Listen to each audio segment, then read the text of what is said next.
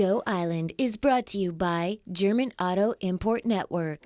That is the new logo and sign for the Qualicum Beach Museum. They're celebrating their 30th anniversary today on Go Island. Today on Go Island, we're showcasing some of the amazing volunteers making a difference in their communities. We're doing this in celebration of National Volunteer Week. That's today on Go Island. You're watching Go Island on Shaw TV. We're here today at Qualicum Beach Museum. They're celebrating their 30th anniversary. We're going to go in and check out their new retrospective exhibit, but now it's time to meet Ann Judson, one of 150 volunteers at Nanaimo Hospice.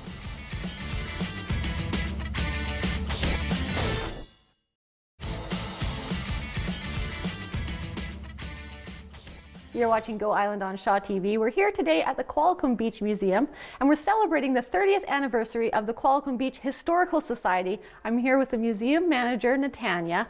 Tell us, 30 years ago, things looked a lot different than it does now. Absolutely. And actually, at the museum, to mark this 30-year anniversary, we have a new exhibit upstairs, and it shows sort of a retrospective of where the society came from, what it was all about, and what the direction of the future looks like as well. And so it's the Qualicum Beach Historical Society that kind of is responsible for the museum. Correct. And what kind of, how important is that role? Actually, the full title is the Qualicum Beach Historical and Museum Society. Okay.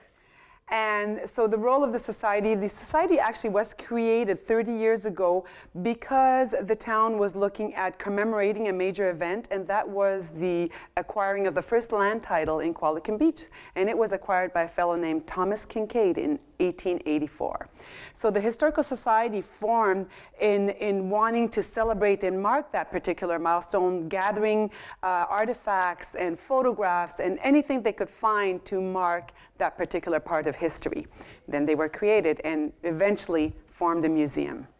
And I know there's some great photographs, as you mentioned. Mm-hmm. We're going to have a look at some of those photographs and learn a little bit more about the history here of Qualicum Beach after this short break. Still ahead on Go Island, a look behind the scenes of the show, a production that wouldn't be possible without our dedicated volunteers. And we meet Edith, who donates her time to working with children. Did you know that the new Qualicum Beach Fire Hall is going to incorporate geothermal heating? We're inside the Berwick Booster Pump Station, and right behind me is just about all that's required to heat this pump station geothermally. Typically, the most expensive part of geothermal is getting water out of the ground. Well, in a water distribution system, that's all we do is take water out of the ground. So we just bypass it through a little heat exchanger here. We extract some heat with a heat pump up there, and it will heat the building and be terribly energy efficient going into the future. You're watching Go Island on Shaw TV. We're here celebrating the 30th anniversary of Qualicum Beach Museum. Natanya, tell me a little bit about some of these artifacts in this retrospective exhibit. Yep, absolutely. This particular part of the exhibit is actually testimonial to a major landmark, a past landmark in Qualicum Beach, which was the Qualicum Beach Hotel. It was a huge hotel that was built in 1913 and was ran up until 1969. So here you have some of the artifacts or pieces, items that would have been used in the hotel. For example, the table behind me is a small table that would have been in the bar of the hotel. And you have some of the teapots and plates. And where do you get all these items?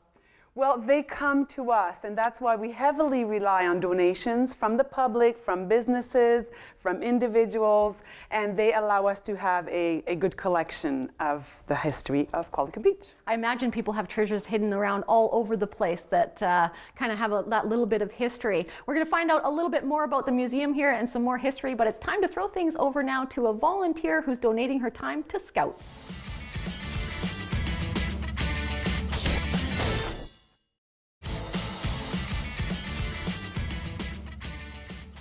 You're watching Go Island on Shaw TV. We're here at Qualicum Beach Museum having a look back at the 30 years.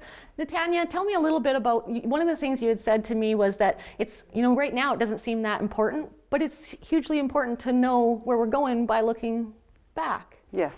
And here's a good example of that. Where have we come? Absolutely. Well, the wall behind us is actually the 30-year retrospective of the Historical Society, sort of where it started, what were the reason it came together.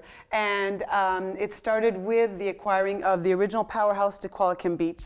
So you can see here an original photo what it looked like way back when in the 1920s and 30s when it was in full operation, and how the Historical Society took that opportunity to transform it, campaigns, renovated it, and made it into a museum for the safekeeping of the artifacts that are representing of the history of the past. Now, the building that we're standing in right now, I can't help but kind of be taken back by these visuals here of, you know, it wasn't just built right here. No, the building we're actually standing in right now was the original powerhouse to Port Alberni. And believe it or not, it was dismantled in Port Alberni and rebuilt brick by a group of very dedicated volunteers. And in this particular exhibit of photos, you can see the process of actually going about doing that.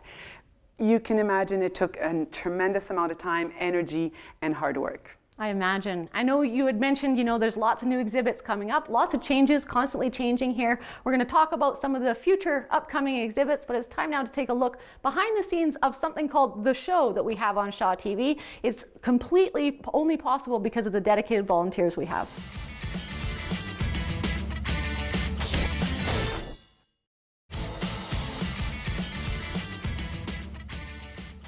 You're watching Go Island on Shaw TV. We're here celebrating 30 years at Qualicum Beach Museum. Natanya, tell me, you were saying there's lots, you're constantly changing these exhibits. Yes. Well, I think it is very important for museums in today's day and age to be active and vibrant and relevant to their community.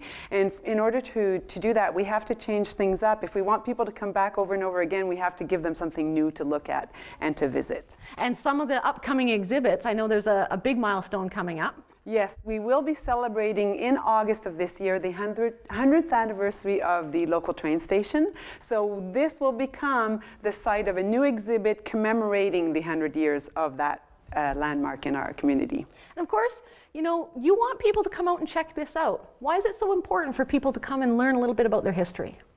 Well, I think it's really important to know what was here before. I think it makes you appreciate what you have now. It also makes you look differently at the space you live in when you know a little bit about what did it look like in the past? Where did we come from?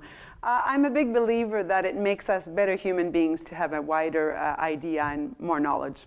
And you were telling me a story that I can't help but have to bring up, you know, about the kids' experience when they come here and kind of the difference between the world we live in now and what you're able to show them.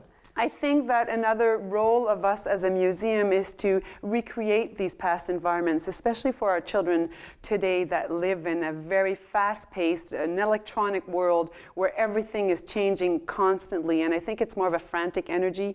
We bring them back to a different time, a time where things were slower and calmer, and they actually truly enjoy it. Awesome. Well, we're going to take a little break now. It's time to find out what's going on in our community with our community calendar.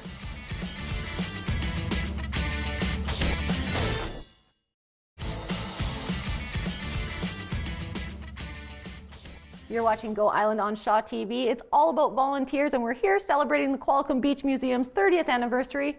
How big of a role have volunteers played for you guys?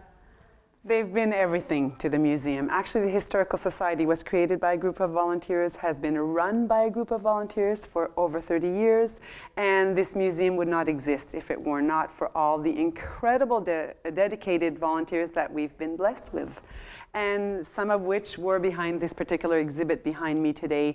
Angela Nielsen and Betty McNeil, to name a few of the main ones that worked on the creation of exhibits over the years. I know Graham. I've met him, done some great stories with him. Of course, downstairs in the museum, we're just kind of focusing on this retrospective exhibit, but there's a whole lot more here. Maybe you could tell us a little bit about, it's kind of a specialty downstairs. Absolutely. Well, we have a very unique fossil collection that is actually a worldwide collection. It is been curated by Graham Beard, who's a retired high school biology teacher in town, but a fossil, absolute passionate fellow, and actually in the summertime it's very hard to get a handle on him because you'll usually find him out on the beach looking for fossils. But we have this great collection that attracts scientists from all over the world, very much worthwhile coming to see. Wonderful. So I would definitely encourage people, come out, check out the Qualicum Beach Museum. It's definitely there's so much information, and it's not just about Qualicum Beach. Like you say, the fossils are worldwide. It's time for us now to go from volunteers to another volunteer who's helping people, but he wasn't always in a position in life to do that.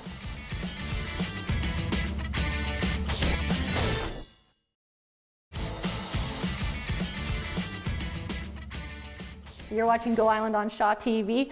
That is a cast of a giant ammonite that was found near Ammonite Falls in Nanaimo, one of the many amazing items here at Qualicum Beach Museum. Their hours here are Tuesday and Thursday from 1 p.m. to 4 p.m., but they're going to be switching into summer hours soon. Come the end of May, it's going to be Tuesday to Saturday, 10 a.m. to 4 p.m. That's it for this edition of Go Island. Thanks for watching.